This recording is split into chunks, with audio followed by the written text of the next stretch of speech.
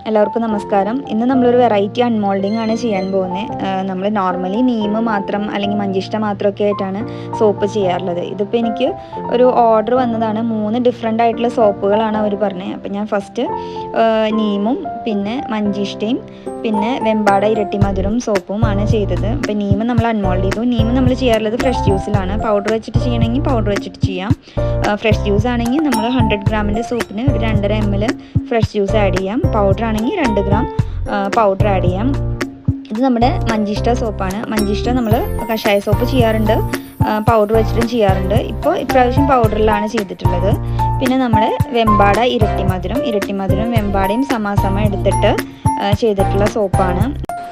അപ്പോൾ ഈ 3 സോപ്പിൻ്റെയും making video bio check ചെയ്ത ചാനലിൽ കിട്ടും. ഇൻട്രസ്റ്റ് ഉള്ളവർ പോയി വീഡിയോ കാണാം. വീഡിയോ ഇഷ്ടപ്പെട്ടിട്ടുണ്ടെങ്കിൽ ലൈക്ക് ചെയ്യാം, ചാനലൊന്ന് സബ്സ്ക്രൈബ് ചെയ്യുക, സപ്പോർട്ട് ചെയ്യാം. താങ്ക്